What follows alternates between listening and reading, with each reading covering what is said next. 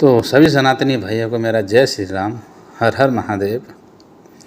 रामपाल के चेले कभी बाज नहीं आएंगे, ठीक है। एक ये नया कबूतर है, ये मतलब कि एक तरफ तो कहते हैं कि हम किसी भी देवी देवताओं का या किसी भी उसका हम अपमान नहीं करते हैं, हम तो सम्मान करते हैं। हम तो सुबह शाम दोपहर इनका नाम जपते हैं।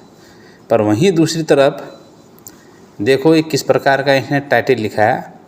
अभी हम आपको दिखाएंगे थोड़ी देर में कि जो इसने वीडियो बनाई है उसका टाइटल ही उसने किस प्रकार से रख रखा है कि आपको खुद क्रोध आएगा इसकी शक्ल देखकर। अरे तुम कबीरदास को ईश्वर मानो या कालिदास को ईश्वर मानो या वो जो जेल में बैठा है उसको ईश्वर मानो, हमें इससे क्या। तू स्वतंत्र है, तू किसी को भी ईश्वर मान, ठीक है। तेरी इच्छा शक्ति जो कहती है तू वो कर, ठीक है। तू बुरे कर्म करेगा तो बुरा फल पाएगा, अच्छे कर्म करेगा अच्छे फल पाएगा। इसमें हम हस्तक्षेप क्यों करें। पर हमारे ग्रंथों को तोड़ मरोड़ के पेश करना, हाँ, हमारे जो सीधे साधे भोले भाले जो हिंदू हैं, हाँ, उनको बरगला कर रामपाल जैसे धूर्त व्यक्ति के पीछे लगाना, हाँ, ये कहाँ का धर्म है। तो अभी इसकी वीडियो देख लीजिए, उसके बाद हम बात करते हैं। अब देखिए यहाँ पर इसने क्या टाइटल लिखा है, क्या कृष्ण जी नरक में जाएंगे। ये क्या पढ़ लिया इसने, टाइटल रखा है अपने वीडियो का, ठीक है। एक बार आप पढ़ लीजिए, एक बार सुन लीजिए इसकी बात। चल बोल। अर्जुन ये गाय का शिकार खेलते थे कि जिनको हम भगवान समझते थे, श्री कृष्ण जी जिनको हम परम आदरणीय नजरों से देखते हैं, वो शिकार खेलते थे। हमारे सनातन धर्म के अंदर सभी ये बात जानते हैं, ये पशुओं का बलि दिया करते थे। और तो भाई एक तरफ से मान लिया जाए, चलो ठीक है, शिकार भी खेलते थे, तो इसमें कबीरदास कैसे ईश्वर हो गया ये बताना। तेरा कबीर जिसको तू ईश्वर बोलते हो वो कैसे ईश्वर साबित हो गया अगर इन्होंने शिकार खेल लिया तो। फिर भी देख लेते हैं, चल तू कहाँ से दिखा रहा, चल। वो यज्ञों के अंदर आहुति दिया करते थे और ये सभी के सभी घोर नरक के भागी बनेंगे। ये श्रीमद् भागवत महापुराण द्वितीय खंड गीता प्रेस गोरखपुर, ये 10वां स्कंद है, अध्याय नंबर 48।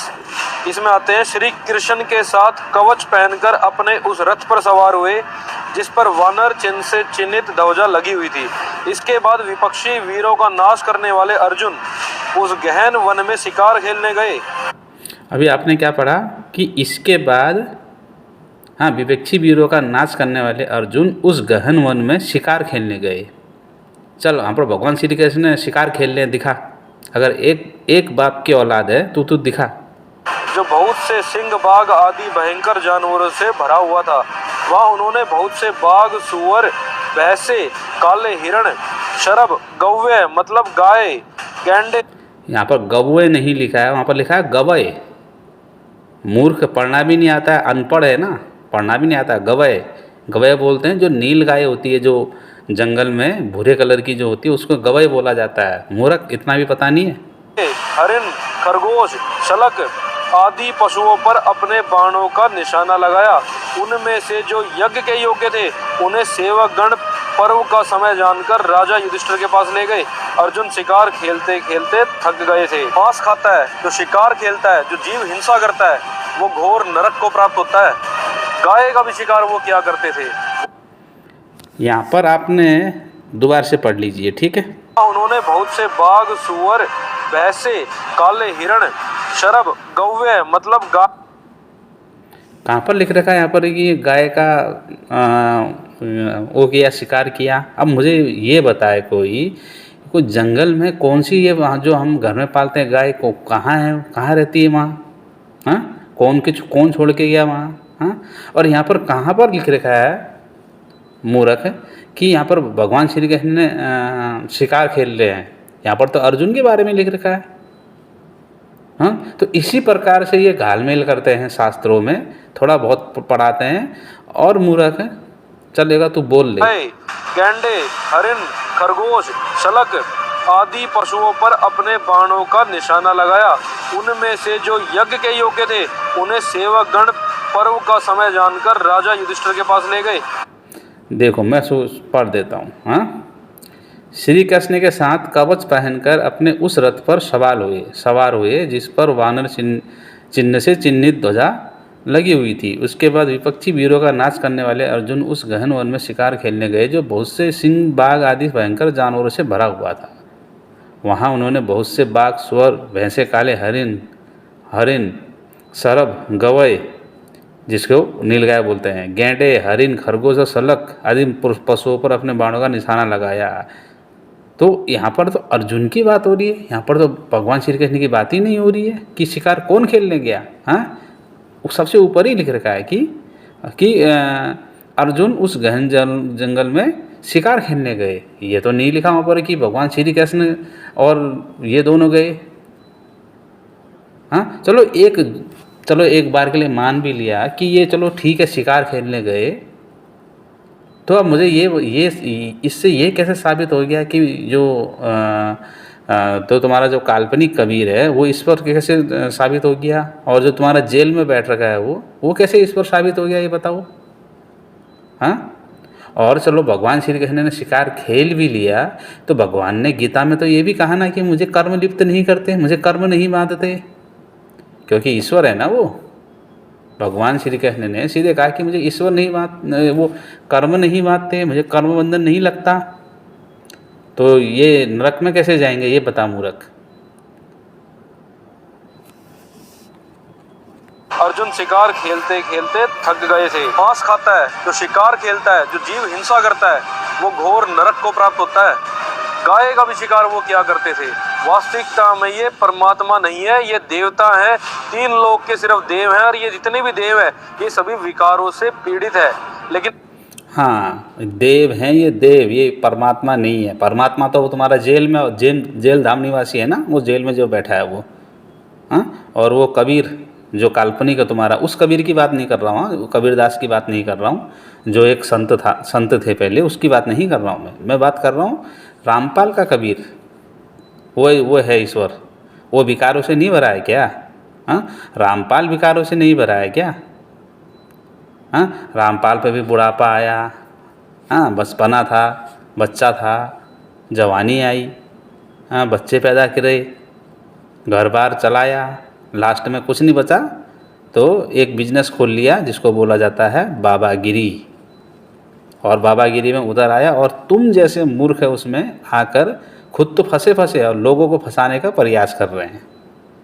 एक पर जिसने अपने शास्त्र पढ़ रखे हैं, जो परंपरा प्राप्त आचार्यों की जो उनकी बातें सुनता है, उनको फॉलो करता है, वो तुम जैसे मूर्ख धूर्त व्यक्तियों की बातों में कभी नहीं आएगा। उसको पता है कि हमारे शास्त्रों में लिखा गया है। अभी तूने 10 लाइनें पढ़ी, तूने 10 लाइनों में तूने 10 मिलावट कर दी। हाँ, गवाई की जगह तूने बोल दिया कि ये गाय है। हाँ, भगवान श्री कृष्ण का वहाँ पर नाम तक नहीं कि शिकार खेलने गए कहकर, वो शिकार खेल रहे हैं कहकर। वहाँ पर अर्जुन शिकार खेल रहा है, तूने कह दिया कि भगवान श्री कृष्ण भी अर्जुन शिकार खेलने गए। सुधर जा, शर्म कर ले थोड़ा सा। हाँ, शकल से तो पढ़ा लिखा लगता है, पर मुझे पता है कि अब रामपाल जैसे धूर्त व्यक्ति को तूने गुरु बनाया है, तो उसकी तरफदारी करनी पड़ेगी। तो तरफदारी कर, उसकी खूब तरफदारी कर, पर हमारे शास्त्रों से छेड़छाड़ मत कर। उसी भागवत महापुराण में, जिस भागवत महापुराण को तू पढ़ रहा है, उसी भागवत महापुराण में भगवान श्री कृष्ण ने खुद को बोलने कि मैं परम पिता परमेश्वर, सबका धाता करता मैं ही हूँ, इसमें भी बोला है, गीता में भी बोला है। तो यहाँ पर तो तुम्हारे ना कबीर ईश्वर सिद्ध होता है, ना तुम्हारा रामपाल ईश्वर सिद्ध होता है। इस हिसाब से और बातों का क्या करोगे? जो इसमें लिख रखी है भागवत महापुराण में, पूरी महिमा बता रखी है भगवान श्री कृष्ण की, तो वो भी तो मानो।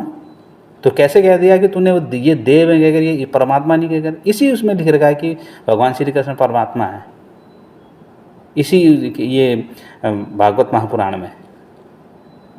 पर वो बातें मानोगी नहीं, क्योंकि तुम्हारी दुकान जो बंद हो जाएगी। सेलेक्टिव श्लोक लाएंगे, सेलेक्टिव लाइनें लाएंगे और लोगों को दिखाएंगे, ये देखो देखो यहाँ पर ऐसा लिख रखा है। तो इससे क्या, इससे कबीरदास या रामपाल ईश्वर सिद्ध कैसे हो गया? दूसरे के गलत हो जाने से खुद सही सिद्ध कैसे होते हुए बताओ ना। अज्ञानी गुरुओं के कारण, प्रेमानंद जैसे नकली गुरुओं के कारण हम देखो प्रेमानंद महाराज जी को, जो शायद ही दुनिया में कोई इनका हेटर हो प्रेमानंद महाराज जी का, ये उनको गरियाते रहते हैं। अगर जिस दिन प्रेमानंद महाराज जी अपने रूप में आ गए ना, जिसको बोलते हैं ना भगवान शिव का जो तांडव रूप है, जो अगर एक आवाज़ दे लगा दी ना इनने, तो तुम्हारा मुश्किल हो जाएगा सड़कों पे निकलना, बाहर निकलना। लोग तुमको पकड़ के पूछेंगे कि कैसे कहा इनको तुमने, सिद्ध करो आके। जाओ ना कभी इनके आश्रम में जाओ, पूछ उनसे, कहो ना कि तुम पाखंडी हो, तो तुम्हें पता चलेगा कि पाखंडी किसे क्या कहा जाता है। नकली धर्मगुरु, नकली तो तुम्हारा रामपाल है, तभी तो जेल में सलाखों के पीछे चक्की पीस रहा है। हाँ, कर्म अच्छे होते तो रहता ना, आज़ाद रहता ना। अगर कर्म अच्छे होते तो बाहर होता। जब कर्म ही गलत हैं, कर्म ही जब ऐसे हैं जेल में लेने लायक के, तो पाखंडी और नकली तो तुम्हारा रामपाल है। तो कहता हूँ भाई सुधर जा। ठीक है, रामपाल को फॉलो करते हो करो, किसी को भी फॉलो कर सकते हैं। ठीक है, बहुत से लोग आतंकवादियों को भी फॉलो करते हैं, हमें उनसे अब हम उससे क्या कह सकते हैं। हाँ, उसकी मर्जी है भाई, पर समय आने पर हिसाब तो सब होगा। तेरा भी हिसाब होगा, मेरा भी हिसाब होगा। हाँ, रामपाल का हिसाब हो ही रहा है, साथ साथ में पता चल ही रहा है तेरे को। तो चलो एक बार क्या बोलता है, सभी देवताओं को भगवान समझ लिया। वास्तविकता में परमात्मा कबीर देव कबीर साहिब जी हैं। उन परमात्मा की भक्ति करने से ही हमारी मुक्ति होगी, और वो इस संसार के अंदर हमें विकारों से मुक्त करने के लिए आते हैं। वो निर्विकार परमात्मा है, वो ऐसे ओछे कर्म कभी नहीं करते। यूट्यूब पर सर्च करें संत रामपाल जी महाराज। यूट्यूब पे ये भी सर्च करें कि रामपाल ने क्या क्या कुकर्म करे। ठीक है, उसमें भी बहुत सारी चीज़ें आ जाएगी। मतलब विकारों से तो तुम सारे ग्रस्त हो भाई। तुम्हारा रामपाल ग्रस्त था, हाँ, कबीर दास जी ग्रस्त थे। विकार सिर्फ शिकार खेलने को नहीं बोला जाता, विकार उन चीज़ों को बोला जाता है जो तुम्हारे शरीर में घटित हो रहा है। हाँ, क्या क्या हो रहा है तुम्हारे शरीर में घटित। हाँ, तो कबीर दास के इसमें क्या हुआ, अगर उनकी जन्म वो लें तो उन्होंने शिशु रूप धारण किया, उसके बाद पौण अवस्था आई, उसके बाद जवानी अवस्था आई, उसके बाद बुढ़ापा आया, और बुढ़ापे के बाद उनकी मृत्यु हो गई एक समय बाद। तो सब विकारी तो हैं ये। तो कबीरदास को ईश्वर मान, जय कालिदास को ईश्वर मान, पर हमारे शास्त्रों से छेड़छाड़ या हमारे आराध्यों को गाली देना, उनको अपमानित करना छोड़ दो। नहीं तो जो हाल रामपाल का हुआ ना, वही हाल तुम्हारा भी होने वाला है। वो होगा। हाँ, ईश्वर के घर में देर है, अंधेर नहीं। बस उनके लाठी में आवाज़ नहीं आती है, पर चोट बहुत बुरी लगती है। तो सुधर जाओ, ठीक है, टाइम आने से फिर सुधर जाओ। तो मेरे सनातनी भाइयों, आपसे निवेदन है कि इस वीडियो को इतना शेयर करना कि जो ये सामने व्यक्ति है, इस व्यक्ति तक पहुंच जाए, और उसको भी पता चले कि इसका नाम मेरे ख्याल से निखिल यादव है, कोई निखिल यादव करके, हाँ, जो यादव वंश का होकर हम अपने ही वंश की को जो गाली देना शुरू करे, हाँ, उसको क्या कहेंगे, मूर्ख ही कहेंगे। हाँ, वो भी ऐसे व्यक्ति के लिए शरण में जाकर जो व्यक्ति खुद अपने बंधन नहीं काट पा रहा है, जेल में बैठा है। उसकी गति अधोगति में गया है इनका गुरु, हाँ, दुर्गति हुई है जेल में जाकर, और ये उसको बोलते हैं कि परमात्मा है, शर्म कर ले। ठीक है, मुझे लगा ये यादव कुछ नहीं है, पीछे यादव यूं ही लगाया है। ये यादव इतने नीच नहीं है, यादव कोई नीच नहीं है, ठीक है, जितना ये नीच कार्य ये कर रहा है। भगवान श्री कृष्ण की निंदा करके, भगवान श्री कृष्ण के बारे में गलत बातें बोलकर, जो बातें बोली ही नहीं गई है उसको बोलकर ये नीच कार्य तो कर रहा है। एक यादव कुल में जन्मा अपने यादव कुल की ऐसी अवहेलना कैसे कर सकता है? ये नहीं कर सकता ना, पर ये तो कर रहा है। हाँ? अगर तू ये वीडियो देखेगा ना तो मेरे ऊपर वीडियो बनाने की आवश्यकता नहीं है, कमेंट कर लेना, अपना नंबर दे देना और एक दिन लाइव रख ले। आजा, तेरे पे अगर कितनी हिम्मत है, चुनौती देता हूँ। हाँ, 5 मिनट के अंदर मुंह बंद हो जाएगा तेरा, 5 मिनट, ज़्यादा नहीं लगेगा। भागवत महापुराण में ना भगवान श्री कृष्ण के बारे में क्या क्या लिखा और फिर पढ़ ले अच्छी से। तो ठीक है, आज के लिए इतना ही। तो इस वीडियो को ज़्यादा से ज़्यादा शेयर करें, लाइक करें। तो सभी को जय श्री राम, हर हर महादेव।